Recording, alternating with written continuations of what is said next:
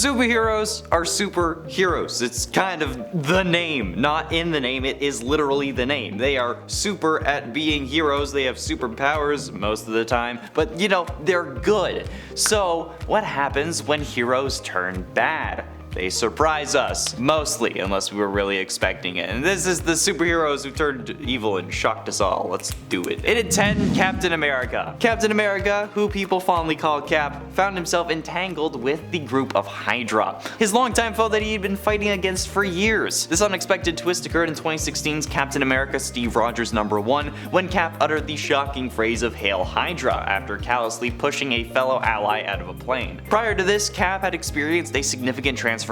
Due to the actions of the Iron Nail, the super soldier serum in Cap's bloodstream was neutralized, causing his body to age, aligning with his actual age of 90 years old. This resulted in him assuming the persona of Old Man Cap, similar to his portrayal in Endgame for a period of time, but eventually a twist unfolded involving the Cosmic Cube known as the Tesseract that was in the movies. However, the Cosmic Cube had taken the form of a 4-year-old girl named Kobik, who had been manipulated by the Red Skull into believing that Hydra was good. When Kobik restored Cap to his youthful and robust physique, she also implanted him with an unwavering loyalty to Hydra. So he wasn't actually evil, he just thought that he was, and it's a whole thing. It still shocked us though, and people were mad about it. In at 9, Superman. In the world of injustice, Superman is driven to extremes by the death of Lois Lane at the hands of the Joker. Superman was manipulated into thinking that Lois was Doomsday. I'm sure you can guess how that went. Which leads him to believe that he must take a more aggressive approach to maintaining law and order in the world. As a result of this, Superman becomes a ruthless dictator, using his immense powers to control and subjugate anyone who opposes him, or just flat out kill them. He is willing to use violence and force to achieve his goals, and he quickly becomes a symbol of fear and oppression, rather than the hope and justice symbol that he was. One of the most interesting aspects of the Injustice version of Superman is the way in which he's portrayed as a tragic figure. Like, while his actions are extreme and villainous, it is clear that he's motivated by a deep sense of loss and grief. However, this does cause him to, you know, become a freaking dictator. I don't think that really justifies it, but it makes him understandable. It also makes him butt heads with his original version when they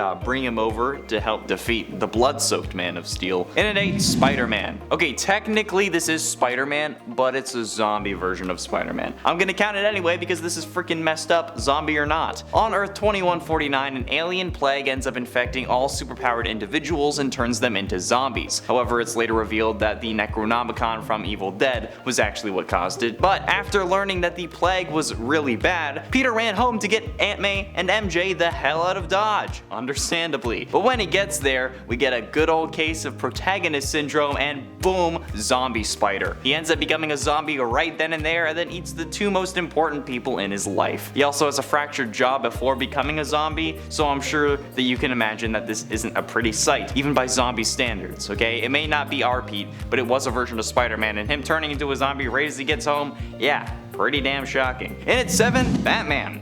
When Ares, the Greek god of war, created a helmet that amplified his powers 100-fold, war broke out in an effort to stop him. For 2 years, Batman and Wonder Woman fought side by side and got close enough to attempt to stop the god. It was during this war that Bruce and Diana fell in love with each other, and they and their allies pledged to kill the god of war in order to end his reign of terror. As they finally mounted an attack to kill Ares, the two were able to get the helmet off of him. However, Diana was incapacitated, but Batman thought she was dead. Driven by grief of the loss of his love, Batman puts on the helmet to defeat Ares, but it's a helmet created by a god of war and not Kratos, so yeah, I'm sure that you can figure out where this is going. Despite being warned of its corrupting influence by Diana earlier on, he thought that he could wield it mercifully and make it just and use it for good. He successfully killed Ares, but was turned into a warrior who's merciless and just lost his old code because he thought it was worthless. Despite learning that Diana actually survived as well and was only stunned, Bruce was too addicted to the power of the helmet to actually let it go. He ended up choosing to kill the woman he loved rather than losing the helmet, which is just What the hell? And at 6, Hulk. Oh, here we go. Hulk, aka Maestro, in the Future Imperfect storyline is actually the Hulk that is present in the Old Man Logan series. First appearing in the Incredible Hulk Future Imperfect #1 from 1992, Maestro possesses Bruce Banner's intellect and the Hulk's more evil personality traits. Monstrous personality traits. After a devastating nuclear war destroyed the majority of the human race, the radiation from that war was actually absorbed into Hulk, basically supercharging him, turning him into an even more powerful version that isn't Claw. Like, he doesn't have to get angrier to become more powerful, he just now is because he absorbed all that damn radiation. Then he ended up creating the Hulk gang with She-Hulk forcefully. I can't really get into it. I'm sure that you can understand where I'm going with this, but YouTube's gonna get mad if I explain it any further, but it's still freaking terrifying, okay? The Hulk is already a monster, then add on to that more radiation,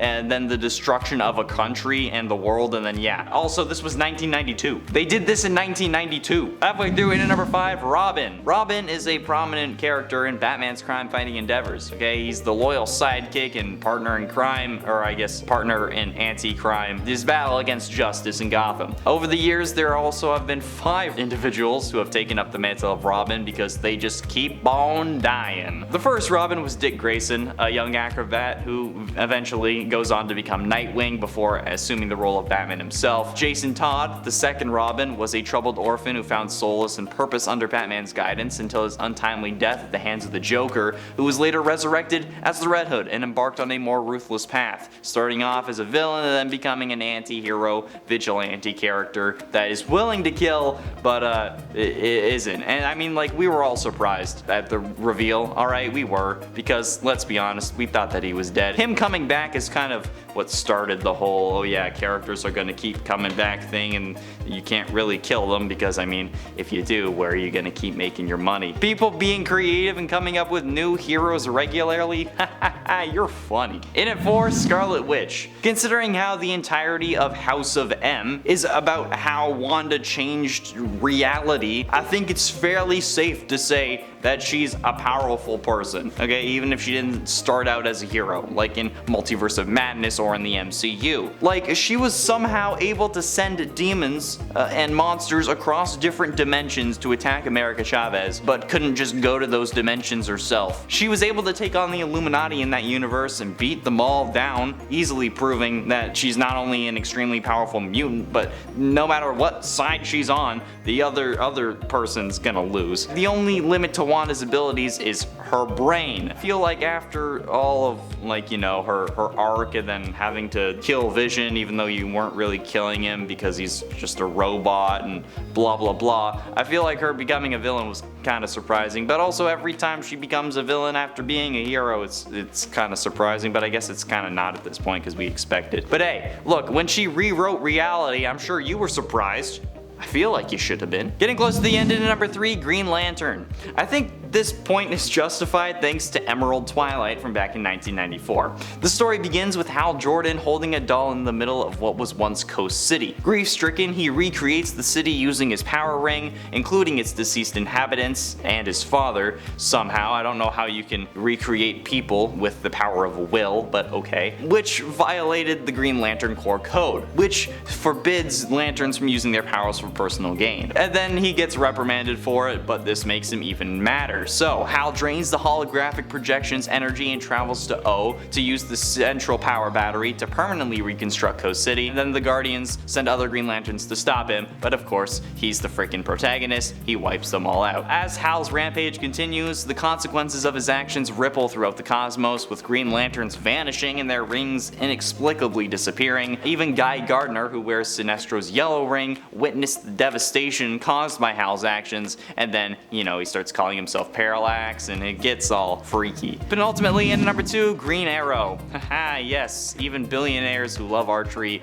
can still be evil. Shocking! Billionaires being evil? In Green Arrow number 7, published in February of 2011, Ollie faced off with the Lady of the Forest, a mysterious entity that appeared in Star City's new forest. It grew there after Prometheus had blown up Star City into, ironically enough, a star-shaped crater, which is the topic of how he turned evil. Because after doing this, and after watching Roy lose his arm, after watching Roy's daughter Leanne die in that explosion. Oliver went and shot Prometheus right in the dome. He turned evil because we had to deal with the trial of Green Arrow storyline, which is, from what I've seen, the most hated Green Arrow comic storyline ever. And finally, in at number 1, The Flash. In an alternate future, a version of Barry Allen, also known as The Flash, blames himself for the death of Wally West and became determined to prevent it from happening. He started by killing his enemies and using these actions to somehow increase his speed so that he could travel back in time to fix his mistake. While the actual current version of Flash was busy dealing with a rock slide in Pakistan, Future Flash arrived to confront Daniel West and prevent Wally's death. During their battle, Future Flash explained the tragic consequences that would result from Reverse Flash's actions, and fueled by rage, Future Flash rips off Daniel's head just in time to prevent the accident that would have killed Wally. Flash rips off someone's head. The Flash then confronted his future self for this act of,